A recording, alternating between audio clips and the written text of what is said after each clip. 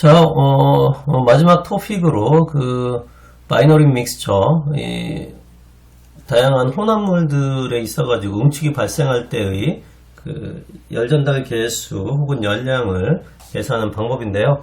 시간적 관계도 그렇고, 여러분들한테 이 그림에 대해서만 설명을 할 테니까 잘 좀 듣고, 기억을 해두도록 해요. 여기서 정의부터 한번 살펴보면, X라고 하는 것은 리퀴드를 의미해요. 자, 봅시다. X는 굉장히 복잡해서 보기도 싫죠. 근데 X는 리퀴드를 의미하고요. Y는 베이퍼를 의미해요. 그리고 위에 hat은 몰을 의미해요. 몰을 기반으로 한 리퀴드 혹은 베이퍼예요. 투페이스 플로우니까 당연히 그러겠죠.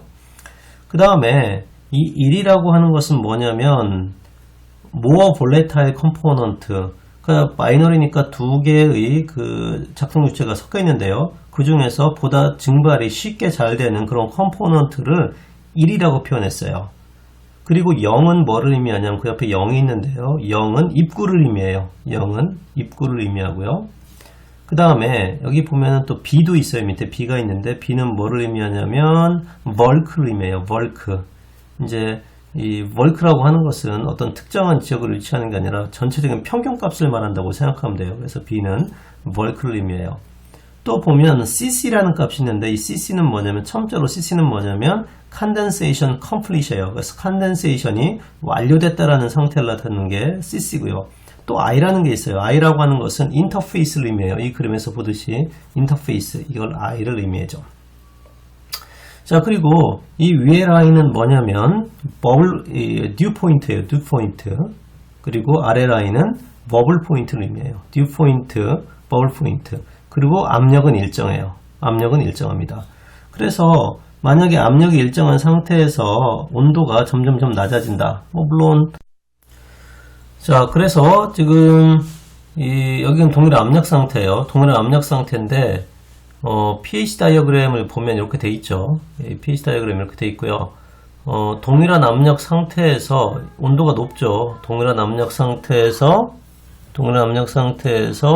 온도가 높으면 이게 온도가 높은 상태예요. 왜냐하면 이 상태는 지금 이게 T가 컨스턴트한 상태인데 이거 온도가 높고 온도가 낮은 상태죠. 그래서 여기 온도가 같은 압력이라도 온도가 여기보다는 온도가 높은 거예요. 그래서 같은 압력에서 온도가 점점점 떨어지면 어떻게 돼요? 드디어 이제 응축이 발생하게 되는 거죠. 동일한 온도에서 온도가 떨어지면 응축이 발생하게 되는데 그 응축이 발생하는 점을 우리가 듀 포인트 라인이라고 해요. 물론 이제 이건 싱글 페이스에서 얘기하는 거죠. 이렇게 동일 온도에서 동일 압력에서 온도가 점점 떨어져 가지고 응축이 발생하는 그걸 듀 포인트 라인이라고 하죠. 마찬가지로 이 동일 압력에서 아래로부터 올라가면 온도가 올라가게 되어 있는데요. 여기도 보면 여기로 갈수록 온도가 떨어지는 거죠. 동일 압력에서 온도가 떨어지는 거예요. 그래서 동일 압력에서 온도가 이 점에서 이 점을 올라가게 되면 어떻게 돼요? 처음으로 이제 버블이 생기게 되죠. 보일링이 생기게 되는데 그 점을 우리가 여기서 보듯이 버블 포인트 라인이라고 해요. 물론 이제 순물질 같은 경우에는 버블 포인트 라인하고 듀 포인트 라인 상태에서 그 갭이 없어요. 이와 같이 갭이 사실은 없고요. 순물질인 경우에는 이 버블 포인트 라인, 버블이 생기는 라인하고요. 그 다음에 듀 포인트 라인이 동일 온도, 동일 압력이기 때문에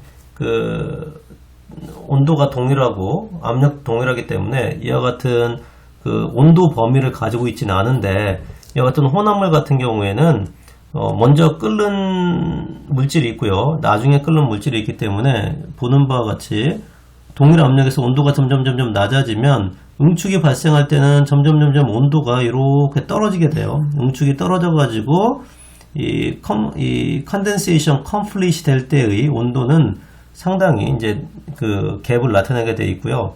또 거꾸로 이와 같은 혼합물 같은 경우에는 점점점 보일링이 발생할 때는 이 온도가 점점점 상승해 가지고 완전히 보일링이 끝나게 돼요. 기체가 된다는 얘기죠. 다시 해가지고 이와 같은 바이너리 믹스처 같은 경우에서 응축이 발생할 때는 응축이 시작한 점에서 순물질 같은 경우에는 이 지점, 이 온도에서 모든 그 상변화가 끝나지만 이 바이너리 믹스처 같은 경우에는 점점 온도가 떨어져 가지고 보다 낮은 온도에서 응축이 마무리되고요. 보일링이 발생할 때는 이 버블 포인트 라인에서 시작을 해가지고 점점 상변화가 일어나면서 온도가 변하게 되죠. 온도가 변화해서 가지고 완전히 기체가 되는 이와 같은 특징을 나타내게 되는데요. 혼합물이라도 다 이런 특징을 나타내는 건 아니고요. 이와 같은 특징을 나타내는 거 우리가 비공비 혼합이다. 비공비 혼합이라고 하는 것은 상변화가 발생할 때 이와 같은 온도 갭을 두면서 변하는 것을 이제 공비 혼합 냉매.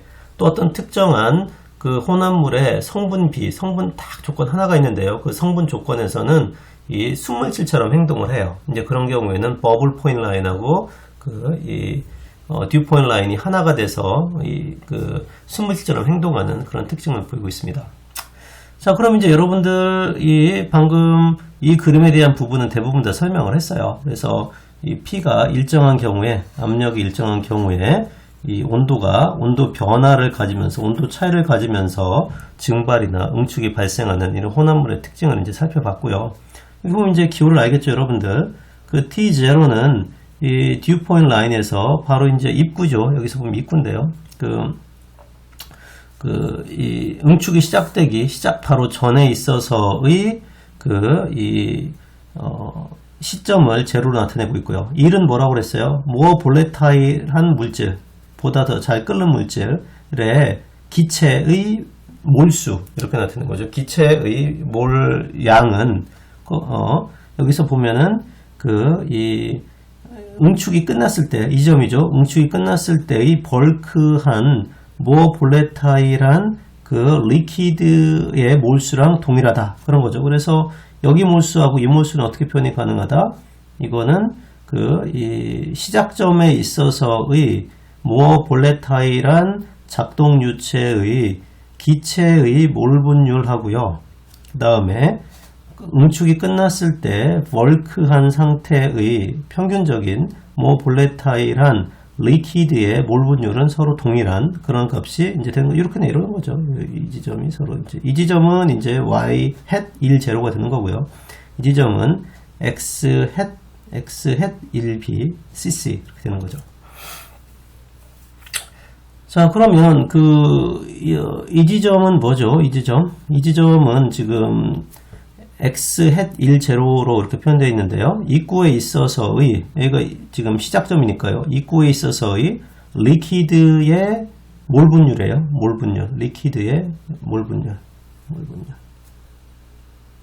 자, 그리고 도중에 이제 어떤 인터페이스 경계에서의 이쪽 경계에서의 온도 값을 지금 나타내고 있는데요. 여기는 보면 이렇게 좀 설명할 수 있겠죠. 여기 보면은 도중 이 i는 여기가 될 수도 있고 여기 될 수도 있는데요. 아직 이 응축이 완벽하게 끝나지 않은 어떤 중간 지점이라고 생각하면 되겠죠. 이 끝나지 않은 중간 지점에서 이렇게 가로축을 이렇게 그을 수 있는데요. 가로축을 그었을 때 이 아래로 내린 이 지점, 그러니까 듀 포인트 라인이랑 만나는 지점은 그 기체상에 있어서의 기체상이에요. 기체상에 있어서의 이 몰 프랙션을 의미하고 있는 거죠. 기체상의 몰 프랙션이고요. 이 지점은 이 액체상에 있어서의 무어 볼레타일한 물질의 액체상에 있어서의 몰 프랙션을 말하는 겁니다. 다시 얘기할게요. 자, y hat 1i는 뭐냐면 기체상에 있어서 모어 볼레타일한 물질의 기체의 몰 분율이 바로 이 지점을 의미하고 있는 거고요. 이 지점은 모어 볼레타일한 물질의 액체상의 몰 분율을 의미하고 있는 거예요. 자, 그래서 이제 점점 온도가 점점 낮아져 가지고요. 실제로 이 컨덴세이션이 끝난 경우는 아까 얘기한 것처럼 지금 이 지점은 지금 이 벌크한 모어 볼레타일한 물질의 액체상의 몰 분율이 되는 거고요. 이 지점은 입구에서는 이 점 입구니까요. 뭐 볼레타일한 물질의 이 기체상에서의 몰 분율이 되는 거죠.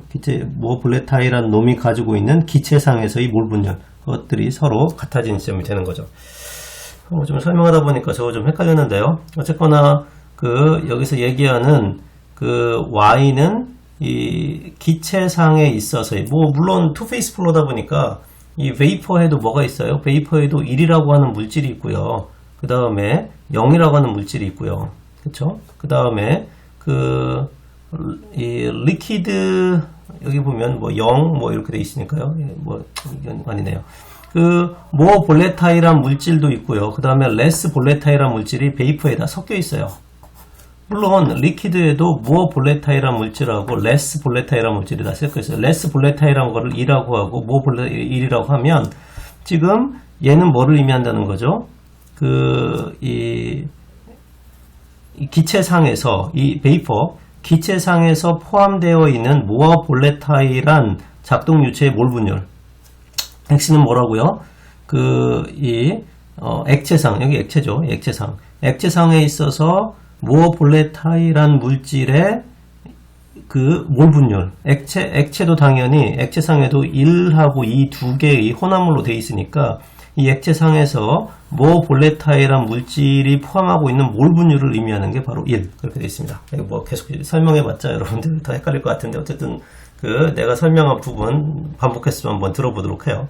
자, 그래서 결국 열량은 어떻게 계산하냐면 듀 포인트 라인 보면은 템퍼러처 듀 포인트 라인인데요. 그래서 이 벌크는 이제 이 시작점부터 컨덴세이션이 컴플리트 되기 전까지, 컴플리트 전에서 쭉 응축이 발생하면서 에버리지 값이라고 생각하면 돼요. 벌크한 에버리지 값이라고 생각하면 되는데요. 에버리지 값에 있어서 기체상에 모어 볼레타일한 물질이 포함된 몰 분율과 압력을 집어넣어 가지고 계산된 듀 포인트 템퍼러처에서 월 템퍼러처를 빼준 거에다가 대류열 전달계를 곱한 놈을 힙플럭스라고 정의한다. 이게 바로 바이너리 믹스처에서 대류열 전달계수가 정의되는 양입니다. 조금 더 이제 좀 내용이 조금 어려운 면이 있을 텐데요. 여러분들 내가 지금 동영상 찍은 거 조금 설명은 좀 꼬였어도 정확하게 표현을 한 내용들이니까 여러 번 반복해서 한번 보도록 해요. 이렇게 해서 바이너리 믹스처에 대한 부분을 마치도록 하겠습니다.